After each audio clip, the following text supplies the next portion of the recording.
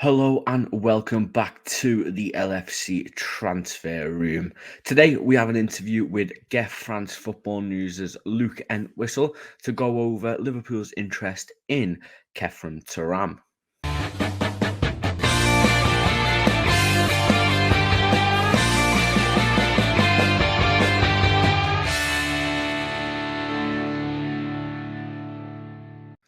Luke is somebody who watches Taram week in and week out during his time in League 1, so he knows all the ins and outs of the French midfielder. Make sure you check Luke out on his Twitter. It will be in the description below, but let's get right into the video. So the first question we had for Luke was, for people who don't know much about Taram or aren't that invested in League 1, give us a bit of a breakdown on what type of player he is and what he can offer if Liverpool were to sign him.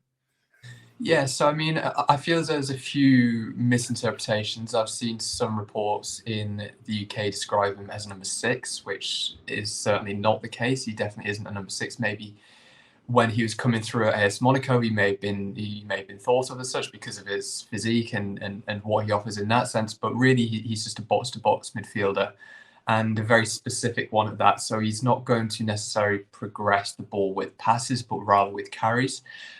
He likes to push up into the defenders in the kind of out of ball possession.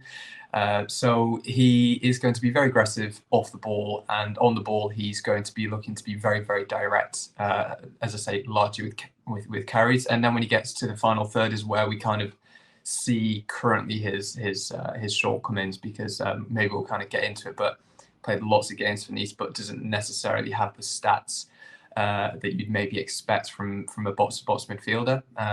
But yeah, he's a great ball carrier. That's his major strength, and I think that's probably what has enticed Liverpool to kind of show an interest in him, shall we say. We also asked Luke, does this move surprise him, or does he think Jurgen Klopp and Taram are a match made in heaven? Yeah, I mean, you're right to kind of bring up Fabinho. Of course, Fabinho was brought over from Monaco as well, so it's not it's not abnormal for Klopp and for Liverpool to look at Ligue 1 for some of their talent. I think that Klopp really likes a physical midfield. I think that's kind of something he's always looked to have, and that's something that he gets with Fabinho. I also feel as though there's quite a lot of conservatism. I mean, Liverpool isn't the side that I watch on a day-to-day kind of basis, but there's always been kind of a conservative element. There's never really a 10 in there. It's a 6 flanked by 2 kind of 8s, and those 2 8s will kind of have different characteristics. I think that you have your more metronomic kind of force in that midfield, and then you have your more dynamic one. So I think, like with anything, in a 3-man midfield, it's really hard to find the balance, but you do need to try and find a balance. And I think that Taram is maybe seen of as maybe the more adventurous of the 3 midfielders, should he be signed by Liverpool.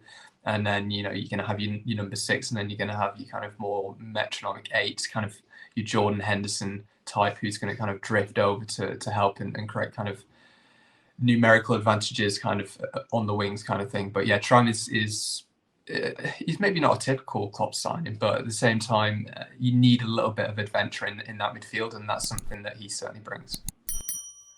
Liverpool have previously missed out on 2 world-class French midfielders, Camavinga and Tchouaméni. We asked Luke, how does Taram compare to these 2? So I'd say in profile he's more similar to a Camavinga than a Tchouaméni, though I'd say they're all kind of very different players. Yeah, I mean, I hope I'm not a bad omen on this podcast and that this kind of destroys his chances of going to Liverpool, because I remember when we were talking about Tchouaméni last year, it felt as though it's pretty close. And then obviously it didn't happen. I mean, Tchouaméni's actually had a bit of a difficult second half to the season at Real Madrid, and that is kind of afforded as well Taram, as well as the fact that Camavinga has been playing left back for France and sometimes for Real Madrid as well. It's allowed Taram to kind of work his way into that setup, and surprisingly, he actually hasn't been called up to this national squad, which I think was a surprise. That people said he's injured, which he is. He's injured until the end of the season with, I think it's with a muscular injury, but he will be back in time, and he's been called up instead for the under-21 squad. So he's kind of on the fringes. He's kind of making his way into that France squad. But yeah, there's a great kind of blend in that France midfield. There's so many different options. There's so many injured options as well that they currently can't choose from. So I think that ultimately he'll be wanting a big move to kind of establish himself within the France national team as well, because Deschamps does like to have a smattering of players from Ligue 1. He does have a lot of respect for the French top flight, and that kind of shows in how many kind of PSG players, how many Monaco players, Marseille players, although not in this time, get called up. But I think that there is an acceptance amongst some players that if you're on the fringes of the French national team, you need to get a big move to really solidify and concretize your space within that France national team. 100%. And he recently made the League One Team of the Season, the official one. How highly rated is Taram in France? Is he on the same level Tchouaméni was when he was at Monaco, or even Camavinga when he was at Rennes? So, I mean, yeah, for me, he fully deserved his place in that team of the year. I mean, I know that Seko Fofana was actually nominated for best player, another midfielder, slightly similar profile. Over the course of the season, personally, I thought Taram was the better player. I think that there was a 3 to 4 month period from mid-January until about mid-April where Taram was the best midfielder in Ligue 1. And okay, it's been a bit of a tail off since, but that's kind of in line with a collective dip in form. Once Nice lost in the Europa Conference League, it all kind of started to fall apart a little bit, and he didn't have the same level of performance, but he's not alone in that either. So I think that he is well regarded in France. As highly as Tchouaméni was when he left, probably not, but I'd say that he's more highly rated currently than Camavinga was when he left for Real Madrid. That's the kind of impression that I get, and in terms of how well he's appreciated over here. So Tchouaméni was a bit of a special case. I mean, £100 million player, they don't come along too often. But very, very highly regarded over here, and I think there's a lot of people saying that he's a player that is definitely ready to take the next step.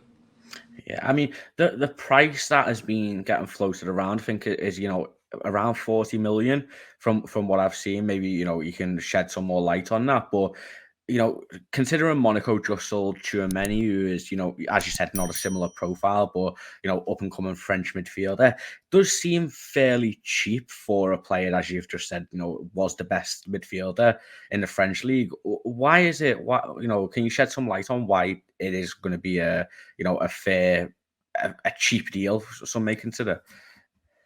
I think it's because, the Tchouaméni, as I say, he's a special player. He is of a profile that is very, very, very difficult to find in the market, especially within his age profile. I think that there are a few different box-to-box midfielders on the market currently that you could currently look at. So another player that's been linked with Liverpool is Manu Koné, for example.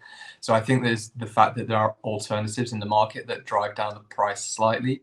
I think at Nice as well, there's an element of, he's not got loads and loads of time left on his contract. And also Nice aren't necessarily renowned for selling players at an incredibly high price like Monaco are. Monaco they get the very, very top valuation each time. I mean, the price that's being quoted over here is about 60 million euros.